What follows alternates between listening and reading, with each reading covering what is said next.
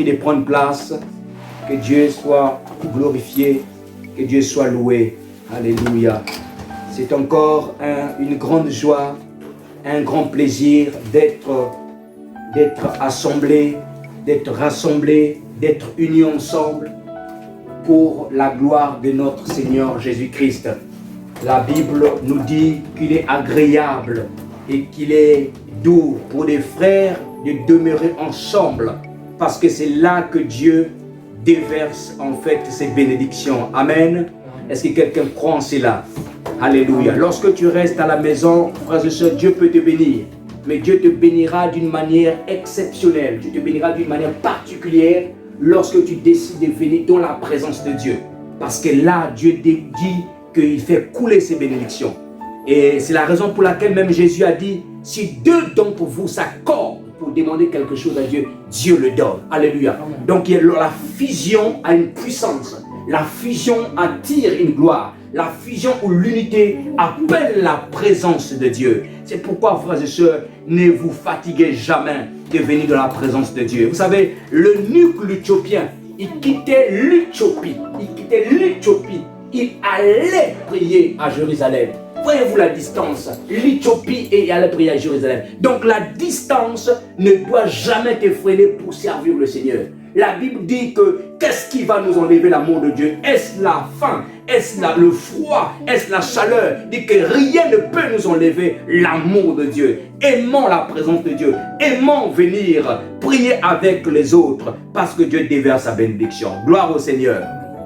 Nous sommes en train de parler depuis dimanche dernier d'un grand thème qui s'intitule. Quelqu'un peut me rappeler dans l'assemblée? Je vais voir un peu s'il y a des gens qui prennent note, s'il y a des gens qui comprennent. Vous savez, des fois, il ne faut pas trop prêcher dans le désert. Il y a des choses qui fait. Tu peux me rappeler? Faire de Dieu la priorité. Non, ce n'était pas cela. La repentance, pardon. La repentance était le sous-thème. Mais je veux entendre le grand thème. Ce que Dieu attend de nous. C'est que Dieu attend de nous. Alléluia. Donc le grand thème que nous sommes en train de partager, c'est que Dieu attend des hommes. C'est que Dieu attend des hommes. C'est le thème que nous sommes en train de partager depuis dimanche dernier. Et nous avons introduit ce thème par un sous-thème qui s'intitule la repentance. Et nous avions dit que la repentance venait du mot grec qu'on appelle métanoïa, qui veut simplement dire le changement radical du système de pensée, le changement radical de nos intentions, de nos sentiments, de notre volonté. Et nous avons dit aussi que c'est le détournement en fait complet du voie qui ne glorifie pas Dieu. Et la repentance, c'est en fait le changement de direction. Et Dieu, la première des choses que Dieu attend des hommes, c'est que les hommes puissent se repentir. Remarquez, lorsque Adam a été créé dans le jardin d'Éden, Adam était parfait. Il était parfait, il n'avait pas besoin de repentance. Mais qu'est-ce qui s'est passé lorsque Adam a péché?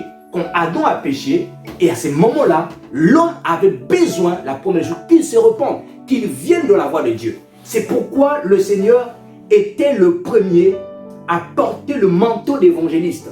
Lorsque Caïn était sur le point de tuer son frère Abel, Dieu a dit à Caïn, ne fais pas la chose que Dieu est en train de faire. Autrement dit, il était en train d'appeler Caïn à la repentance parce que Caïn était en train, à ce moment-là, en train d'emprunter un chemin, une voie qui ne glorifie pas Dieu. Et donc Dieu va interpeller Caïn en disant, repens-toi de ce que tu es en train de vouloir faire. Mais malheureusement, Caïn n'a pas écouté la voix de Dieu. Caïn, qu'est-ce qu'il a fait? Caïn, il a tué son frère. Donc, la première des choses que Dieu attend des hommes, c'est que les hommes puissent se repentir. Quand tu n'es pas dans la voie de Dieu, quand tu n'es pas dans le chemin de Dieu, c'est que Dieu attend de toi, c'est que tu puisses te repentir. Alors, ce matin, nous voulons parler d'un autre sous-thème de ce que Dieu attend des hommes. Et je vais vous donner 4 portions des Écritures. Premièrement, dans le livre de 1 Thessaloniciens chapitre 4, verset 3 à 6. Vincent va nous lire 1 Thessaloniciens chapitre 4, verset 3 à 6. Carline va nous lire Hébreux chapitre 12, verset 14. Et Jennifer va nous lire 1 Pierre chapitre 1, verset 14 à 20. Et moi je lirai Lévitique chapitre 19, verset 1. 1 Pierre chapitre 1, verset 14 à 20. 1 Pierre chapitre 1, verset 14 à 20. L'ancienne va nous lire 1 Thessaloniciens chapitre 4, verset 3 à 6. Nous rendons grâce à Dieu. 1 Thessaloniciens chapitre 4, verset 3 à 6. Ce que Dieu veut, c'est votre sanctification. C'est que vous vous absteniez à l'impudicité. C'est que chacun de vous sache posséder son corps dans la sainteté et l'honnêteté. Sans vous livrer à une convoitise passionnée, comme font les païens qui ne connaissent pas Dieu. C'est que personne n'use envers son frère de fraude, de cupidité dans les affaires, parce que le Seigneur tire vengeance de toutes ces choses, comme nous vous l'avons déjà dit et attesté. Amen. Si Carl peut nous lire Hébreux chapitre 12, verset 14. Cherchez à vivre en paix avec tout le monde et à mener une vie qui plaît à Dieu. Sans cela, personne ne verra le Seigneur. Alléluia. Et nous avons la sœur Jennifer qui va lire 1 Pierre chapitre 1, verset 14 à 20. 1 Pierre chapitre 1, verset 14. 14 à 20, oui. Comme des enfants avec ce ne comprenez pas au conduisisme que vous avez autrefois quand vous étiez dans l'ignorance, mais plus que celui qui vous appelait. Un peu fort. Puisque celui qui vous appelait est saint, vous aussi soyez saints dans tous vos conduites, selon qu'il décrit. Vous serez saints comme je suis saint, et je vous invoque comme Père. Celui qui juge selon l'œuvre de chacun sans accusation. Des personnes conduisez-vous avec crainte pendant le temps de votre pèlerinage. Sachez que ce n'est pas par des choses périssables, pas par de l'argent ou de l'or, et que vous étiez rachetés de la même manière que vous avez hérité de vos pères. Mais par le sang précieux de Jésus-Christ, comme d'un agneau, sans défaut, sans tache, prédestiné avant la fondation du monde, et manifesté à la fin des temps à cause de vous. Amen. Je prends Lévitique chapitre 19, verset 1. À partir du verset 1 jusqu'au verset 2. Il est écrit: parle à toute la communauté des Israélites, tu leur diras: vous serez saints, car je suis saint, moi l'Éternel, votre Dieu. Amen. Alors, vous remarquerez que dans tous les textes que nous avons parcourus, il y a un mot qui revient. C'est le mot quoi? Saint. Alléluia. Donc, le sous-thème que j'aimerais nous partager ce matin s'intitule la sanctification. La première des choses que Dieu attend des hommes, c'est que les hommes puissent se repentir. Et la deuxième des choses que Dieu attend des hommes, c'est que les hommes puissent mener une vie de sanctification. Amen. Vous devez savoir ceci, que dans la Bible, de la Genèse jusqu'à Apocalypse, ce livre repose sur deux grandes thématiques. Et ces deux grandes thématiques, c'est l'amour et la sanctification. L'amour et la sanctification sont à la fois la base de notre relation avec Dieu, mais en même temps, ce sont des valeurs divines que devrait vivre chaque enfant de Dieu. L'amour et la sanctification est incontournable, je dirais même est inévitable, si nous voulons en fait plaire à Dieu. Si tu veux plaire à Dieu, si tu veux être agréable à Dieu, tu es dans l'obligation de vivre ces deux choses-là, l'amour et la sanctification. Aujourd'hui, j'aimerais m'attarder sur la sanctification. Alléluia. Amen. Alors, c'est quoi donc la sanctification? La sanctification, c'est l'action de se sanctifier. Se sanctifier, c'est quoi? En fait, c'est séparer des souillures du monde. Notre monde est tellement rempli de souillures, c'est-à-dire des choses qui salissent notre âme, des choses qui nous éloignent de la présence de Dieu.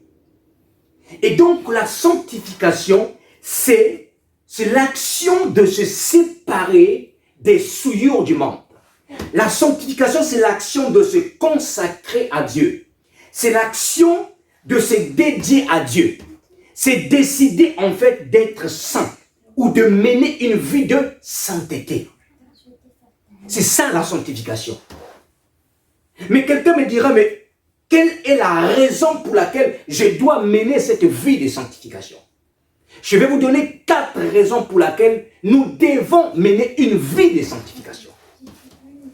La première raison pour laquelle je dois mener une vie de sanctification, c'est que la sanctification, fait partie en fait des caractéristiques que Dieu nous communique lorsque nous naissons de nouveau.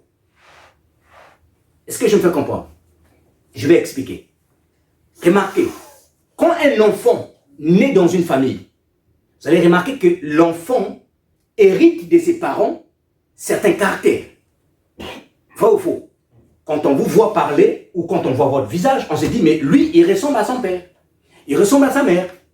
Et nous, quand nous naissons de nouveau en Christ, lorsque tu donnes ta vie à Jésus-Christ, tu hérites de Dieu certaines caractéristiques. Pourquoi? Parce que quand tu nais de nouveau, ton esprit est régénéré, ton esprit est recréé. Ton esprit devient l'image de Dieu. Et automatiquement, ipso facto, tu reçois de Dieu certains caractères. Et la sanctification et l'amour fait partie des caractères ou encore des attributs que nous recevons de la part de Dieu. Dieu a des attributs qui ne donnent pas, qui sont propres à lui. Et parmi ces attributs, par exemple, on peut citer l'omnipotence, la toute-potentialité, la toute-puissance. Dieu ne le donne pas, il n'y a que Dieu qui est tout-puissant. L'omniprésence, il n'y a que Dieu qui est partout en même temps. Dieu ne donne pas aux hommes cet attribut de l'omniprésence. L'omniscient, la toute connaissance, il n'y a que Dieu qui connaît toutes choses. Paul a dit que nous connaissons en partie et nous prophétisons en partie. Dieu, l'homme ne connaît pas toutes choses. Donc, ça, c'est les attributs qui sont propres à Dieu. Mais il y en a aussi des attributs que Dieu nous donne, tels que la sainteté ou encore l'amour. C'est pourquoi vous allez constater que Jésus a dit à ses disciples, aimez-vous les uns les autres comme je vous ai aimé. C'est en cela qu'on reconnaîtra que vous êtes mes disciples. Jésus ne dit pas qu'on reconnaîtra que vous êtes mes disciples lorsque vous allez annoncer l'évangile. Il dit qu'on reconnaîtra que vous êtes mes disciples quand on verra en vous l'amour. Et Paul va enfoncer encore le clou. Dans 1 Corinthiens chapitre 13, Paul dit ceci. Quand je recevrai le don de parler de toutes les langues des hommes et des anges, quand j'aurai même la puissance de transporter les montagnes, il dit ceci, si je n'ai pas l'amour en moi, je ne suis qu'un tambourin qui résonne dans le vide. Comme pour nous montrer que l'amour est le fondement, est le socle de la vie chrétienne. Que ce soit l'amour, que ce soit la sainteté. Alléluia. Et il est impossible de se dire que je suis un enfant de Dieu si on ne voit pas en nous certaines caractéristiques ou caractères de Dieu. Nous le recevons automatiquement, le caractère de Dieu. Parce que nous naissons de nouveau de Dieu. Voilà pourquoi on nous appelle fils de Dieu. Jésus, dans la prière de notre Père, qu'est-ce qu'il a dit? Dites notre Père qui est aux cieux. Alors que dans l'Ancien Testament, ils ne priaient pas comme ça. Dans l'Ancien Testament, ils ne priaient pas comme ça. Jésus vient nous révéler que nous sommes dans la dispensation dans laquelle nous sommes devenus des fils.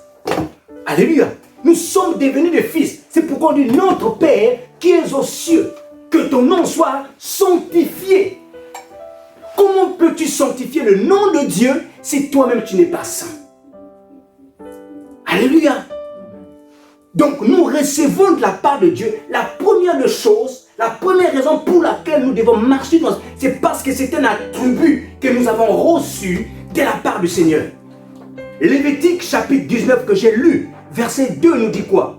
Il dit, soyez saints, car moi, l'Éternel, votre Dieu, je suis saint. Remarquez, frères et sœurs, ce passage. Le verbe utilisé dans ce passage, c'est au subjonctif. Le subjonctif exprime quoi? Exprime la volonté, exprime les sentiments, l'éventualité. Donc, par ce passage, Dieu est en train de nous exprimer, de nous révéler sa volonté parfaite. Et quelle est cette volonté dans ce passage? C'est que Dieu veut que nous puissions être saints comme il est saint. Or, nous savions que Dieu ne demande jamais à quelqu'un quelque chose qui n'est pas dans la capacité de faire. Si Dieu te demande quelque chose, c'est qu'il t'a donné la capacité de le faire. Dieu ne peut pas te dire sois saint s'il sait que tu es dans la capacité de ne pas être saint. Si le Seigneur dit soyez saints, ça veut dire qu'il sait que nous avons la capacité de mener une vie de sainteté. Première des choses, première raison pour laquelle nous devons marcher dans la sainteté, c'est que la sainteté, c'est l'attribut, c'est un attribut que nous recevons de Dieu. C'est une caractéristique. Le caractère doit faire partie de notre vie de tous les jours. Nous devons être des hommes saints. Deuxième raison pour laquelle nous devons marcher dans la sainteté, bien-aimés dans le Seigneur, c'est que la sanctification ou encore la sainteté fait partie des critères prépondérants pour la protection divine. Amen. Le péché t'ouvrira les portes. Le péché t'exposera aux forces des ténèbres. Le péché t'exposera à beaucoup de malheurs. Mais lorsque tu décides de te soumettre à Dieu, en fait, tu fermes les portes spirituelles. Dans le livre de Jérémie, chapitre 2, versets 14 à 19, la Bible nous dit que Dieu fut envoyé, il envoya Jérémie le prophète dans la société israélite de l'époque. Il envoie Jérémie. Le peuple d'Israël à l'époque de Jérémie était dans l'abomination. Le peuple d'Israël à l'époque de Jérémie vivait dans l'infidélité vis-à-vis de Dieu, dans la prostitution spirituelle. Il commença à ériger, fabriquer des statuettes à partir du bois et à faire des idoles de pierre. Au lieu d'adorer l'Éternel, le Dieu qui les avait délivrés de l'Égypte, la Bible dit qu'ils commençaient à adorer des bois, ils commençaient à adorer des pierres. Ils commençaient à se prostituer spirituellement. Alors Dieu envoie Jérémie pour parler contre cette société-là. Contre la tribu de Juda, contre Israël. Parce qu'à l'époque, Israël était séparé en deux. Nous avions au sud, le royaume du sud, qui était composé de deux tribus. La Juda et Benjamin. Et nous avons le royaume du nord, qui était composé de 10 tribus. Donc Dieu envoie Jérémie pour aller parler en fait à ces deux contrées, la Juda, c'est-à-dire que le royaume du sud vers le royaume du nord. Écoutez ce qu'il dit dans le verset 14 à 19. Je lis chapitre 2, Jérémie chapitre 2, verset 14 à 19. Écoutez ce qui est écrit. Il te dit ceci. Que ta méchanceté te châtie et que tes inconstances te punissent.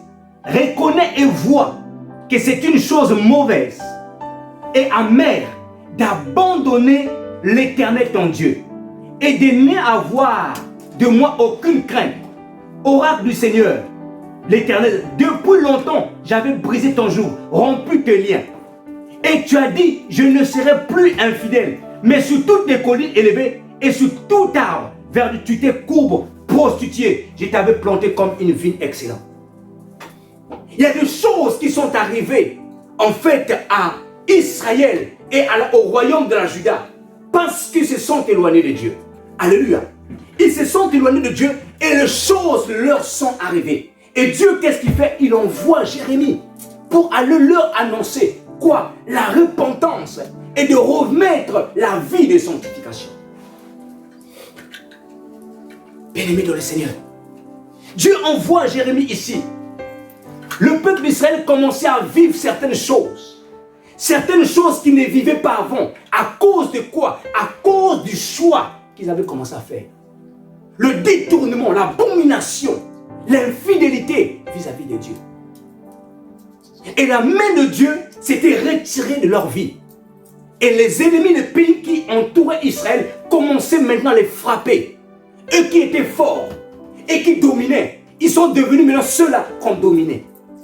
Mais c'est pour dire à quelqu'un que le manque de sainteté t'ouvre la porte à des esprits et tu deviens faible. Le manque de sainteté éloigne la main de Dieu pour te protéger. Dieu aime le pécheur, mais il n'aime pas le péché. Est-ce que vous comprenez? Il aime le pécheur parce qu'il veut sauver le pécheur, mais il hait le péché.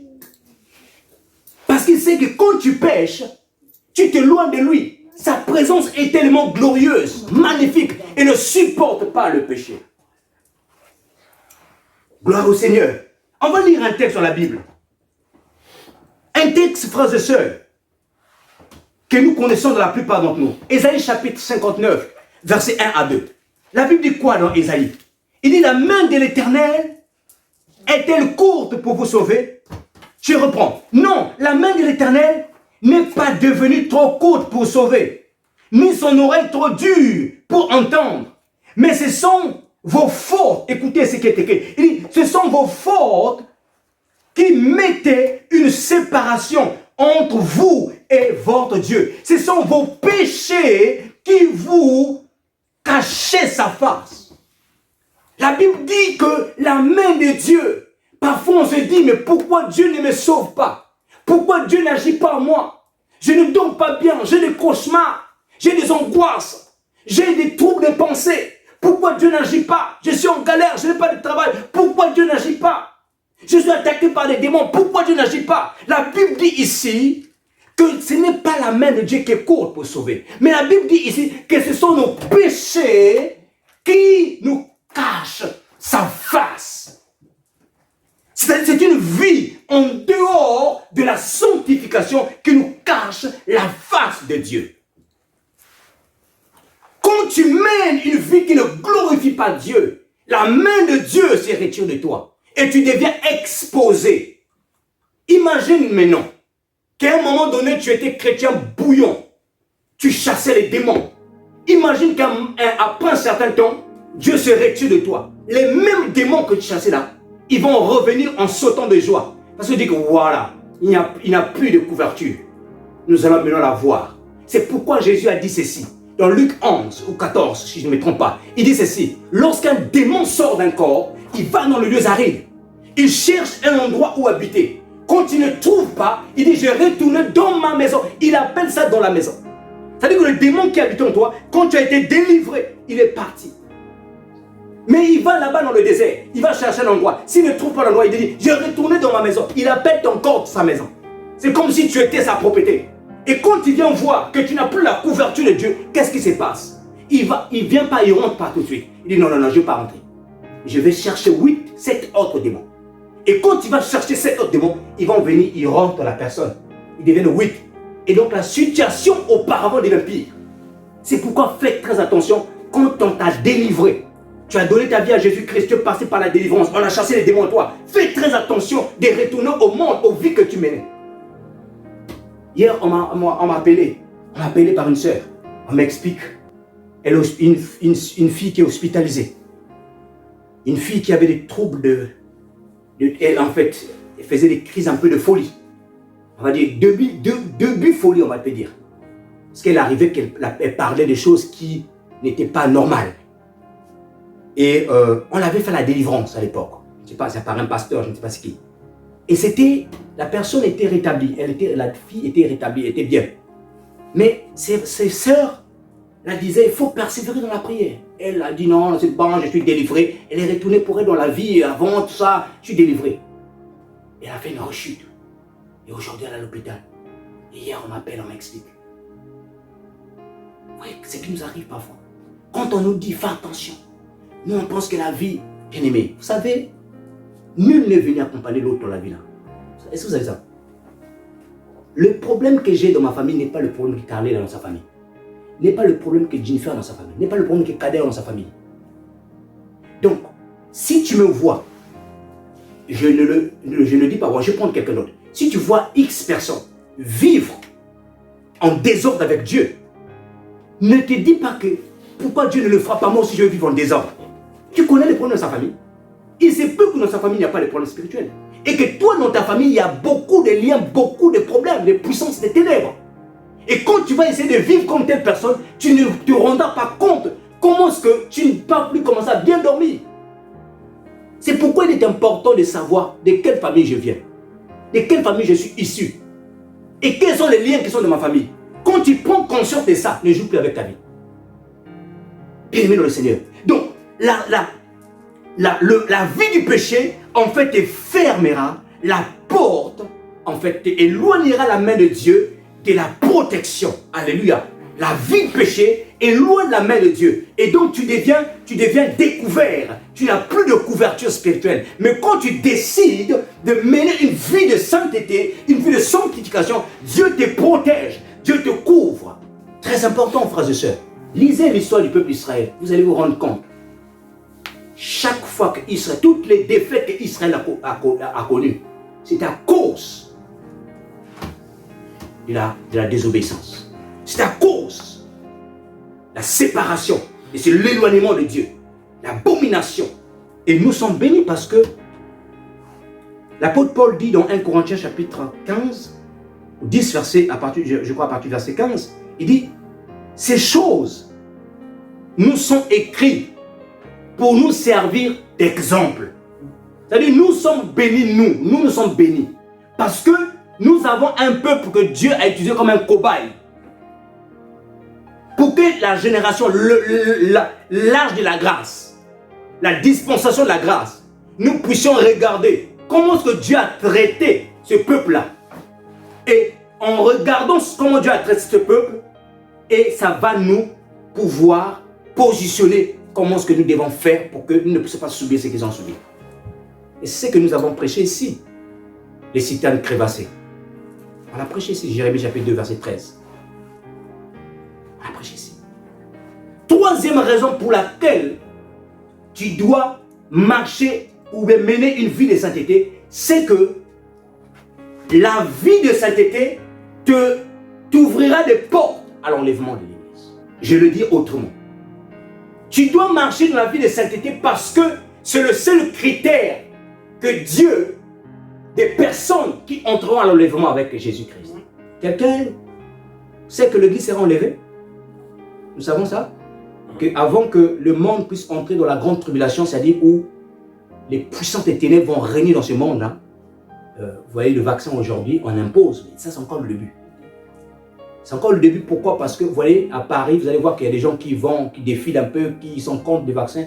Mais quand l'Église va être enlevée, avant la tribulation, ça serait pire, puisqu'il n'y aura plus de lumière. La vraie épouse sera enlevée. Et donc, le diable va maintenant imposer ses lois. Et c'est là que vous allez voir que même pour aller acheter quelque chose, il te faut la marque de la bête, le 666. Ça va être imposé. Mais l'Église sera enlevée. Mais le critère pour aller à l'enlèvement, c'est la sainteté. Je vais vous lire le texte biblique. Éphésiens chapitre 5. Éphésiens chapitre 5. Nous allons lire ça, Éphésiens chapitre 5. Éphésiens chapitre 5, on va prendre à partir du verset, je prends le verset 28. Il dit ceci, je prends à partir du verset 25. Il dit, Marie, aimez chacun votre femme, comme le Christ a aimé l'Église, et s'est livré lui-même pour elle, afin de la sanctifier, après l'avoir purifiée par l'eau et la parole, pour faire paraître devant lui cette Église glorieuse, sans tache, ni ride, ni rien de semblable, mais sainte et sans défaut. les taches et les rides, c'est quoi? C'est la vie du péché. La Bible dit ici, cette église qui paraîtra devant Jésus-Christ, c'est une église qui sera sans tache et sans ride. Et Paul ne s'arrête pas là. Paul continue jusqu'à dire, et rien de semblable. Voyez-vous? Donc, autrement dit, tu ne peux pas apparaître. Tu ne peux pas être enlevé parmi les saints si tu ne marches pas dans la sanctification. C'est un critère qui t'emmène en fait à être parmi les saints en Jésus-Christ. Dieu n'enlève pas les gens parce qu'ils viennent faire les tâches à l'église. Non, non, non. Tu n'iras pas à l'enlèvement parce que tu travailles dans l'église. Non. Tu n'iras pas à l'enlèvement parce que tu prêches la parole. Non. Tu n'iras pas à l'enlèvement parce que non, je donne l'argent à l'église. Non. Tu iras à l'enlèvement lorsque ta vie sera conforme à la parole de Dieu. Voyez-vous, frères et sœurs, on ne sera pas enlevé parce qu'on fait quelque chose à l'église. Ça, tu ne seras pas enlevé parce que tu es proche du pasteur. Alléluia. C'est pourquoi Matthieu chapitre 7, verset 21 dit, ce ne sont pas ceux qui disent Seigneur, Seigneur, qui entreront dans le royaume de Dieu, mais celui-là seul qui fait la volonté de mon Père. Jésus a dit, éloignez-vous de moi, vous qui commettez l'iniquité. Pourquoi Jésus dit que ce ne sont pas ceux qui disent Seigneur, Seigneur? Regardez ce passage, frères et sœurs. La méconnaissance de Jésus à l'égard de ces personnes, c'est parce qu'ils commettaient l'iniquité. C'est parce qu'ils ne menaient pas une vie dans la sanctification. C'est pourquoi Jésus les a dit, éloignez-vous de moi, je ne vous connais point. Et pourtant, lorsqu'on lit le passage, on se rend compte que c'était des personnes qui servaient dans l'église. Puisque la Bible dit, en ton nom, n'est-ce pas en ton nom nous avons chassé les démons? N'est-ce pas en ton nom nous avons fait ceci des miracles? Mais Jésus dit, éloignez-vous de moi, vous qui commettez l'iniquité. Amen. Donc la méconnaissance de ces personnes-là, de Jésus-Christ à l'égard de ces personnes, c'est parce qu'ils commettaient l'iniquité. Ils servaient dans l'église. C'est là que j'aimerais dire à quelqu'un, le service est bien, mais le service est parfait aux yeux de Dieu lorsqu'il est conforme à la parole de Dieu. Il faut servir Dieu dans l'église. Il faut aller évangéliser. Il faut annoncer Christ. Mais il faut se battre à ce que notre vie soit conforme aux Écritures. Alléluia. Amen. Gloire à Dieu. 1 Samuel chapitre 13, 15 verset 13. Est-ce que quelqu'un peut nous le lire? 1 Samuel chapitre 15 verset 13. 1 Samuel chapitre 15 verset 23. Car la désobéissance est aussi coupable que la divination. Vas-y. Et la résistance ne l'est pas moins que l'idolâtrie et la téraphine. Vas-y. Puisque tu as rejeté la parole de l'Éternel, il te rejette aussi comme roi. Alléluia. Alléluia. Samuel dit à Saoul, Saoul était le roi en Israël. Il dit, l'Éternel trouve-t-il du plaisir dans les holocaustes et les sacrifices, comme dans l'obéissance à sa volonté? Voici l'obéissance vaut mieux que les sacrifices. Et l'observation de sa parole vaut mieux que la graisse des béliers. Amen. Amen. Les sacrifices à l'époque, c'était ce que les gens apportaient. Ils apportaient quoi? Ils apportaient des moutons, des béliers, ils apportaient beaucoup de choses. Mais Saoul venait de commettre une faute. Il venait de désobéir à Dieu. Dieu lui avait dit, tu vas attaquer Amalek, tu vas vouer tout à l'interdit, tu vas tout détruire. Mais lui, quand il arrive là-bas, il prend les vaches grasses, il prend les moutons qui étaient un peu gros, il dit, je vais les donner à Dieu. Et quand Samuel vient voir Saoul, il me dit, mais tu n'as pas obéi à ce que Dieu t'a dit. Il dit, mais ça je l'ai pris. L'intention était bonne. Mais plus que Dieu avait dit à Saoul, tu dois tout voir l'interdit. Tu dois tout détruire. Il n'avait pas fait ça. C'est pourquoi Samuel le rappelle ici que ce que tu donnes à Dieu, c'est bien. Mais ce que Dieu veut d'abord, c'est l'obéissance. C'est bien de donner à Dieu. C'est comme j'ai dit tout à l'heure, c'est bien de venir servir à Dieu. Mais ce que Dieu veut d'abord dans ton service, c'est que tu puisses obéir. C'est bien de créer une entreprise pour aider les pauvres. Mais ce que Dieu veut d'abord, c'est que tu écoutes savoir qu'est-ce qu'il t'a dit. C'est bien de commencer l'église. Mais ce qui est bien d'abord, c'est d'écouter et de faire ce que Dieu t'a dit.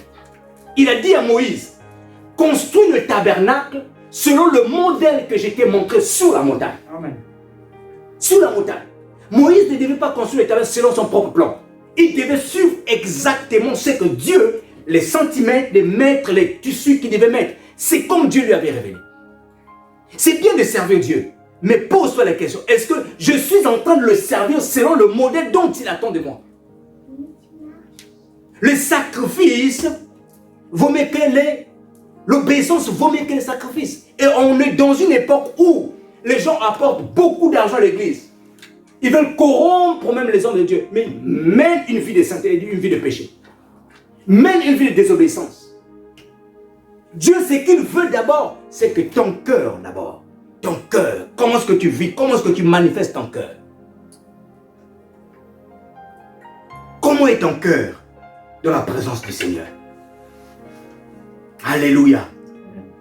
C'est pourquoi on va voir Hébreux chapitre 12, verset 14 qui va nous dire: recherchez la paix avec tous et la sanctification, sans laquelle personne ne verra le Seigneur. Si tu ne cherches pas la paix, or la paix, c'est quoi? Ce n'est que le fruit de l'amour. C'est d'accord avec moi? Dans un pays où il y a plusieurs ethnies, il peut y avoir une paix, un fait semblant de paix. Si les gens ne s'aiment pas. Une véritable paix peut s'imposer dans un pays où il y a plusieurs ethnies, quand les gens s'aiment véritablement. Là, parce que là où il y a véritablement l'amour, il n'y a pas d'ethnie. On ne regarde pas l'ethnie. Amen. Donc quand la Bible dit ici, recherchez la paix avec tous, en fait, la base de cette paix-là, c'est l'amour. Si je veux être en paix avec Michel, avec Vinciel, avec mon frère, avec ma soeur, je dois chercher, il faut qu'il y ait l'amour dans mon cœur. Si je n'ai pas l'amour véritable dans mon cœur, ça serait une paix de façade, une paix pacotille, un fait semblant de paix. Et la Bible dit quoi? Et la sanctification, sans laquelle personne ne verra le Seigneur. Sans laquelle personne ne verra le Seigneur. Et pour terminer, la grande question qu'on peut se poser, comment est-ce que je peux faire pour vivre la sanctification? Comment est-ce que je peux faire pour vivre la sanctification? Comment je peux faire? Je vais vous citer 4 choses pour nous aider. Comment faire pour vivre la sanctification? La première des choses, c'est de faire une liste de tout ce que tu sais que ton cœur te condamne. La Bible dit que tout ce qui n'est pas le fruit de l'esprit est quoi? Est péché. Tout ce que ton cœur te condamne, que ça c'est que tu es en train de faire là, ce n'est pas bien. Fais la liste de toutes ces choses. Première des choses, établis une liste de tout ce que tu sais qui ne confesse pas Dieu. Et quand tu aurais fini de faire cette liste-là, la deuxième des choses que tu vas commencer à faire, c'est de commencer à confesser ces choses. En fait, il faut que tu les reconnaisses. Parce que si tu ne reconnais pas ces choses que tu fais, il est difficile de Dieu de pouvoir te délivrer.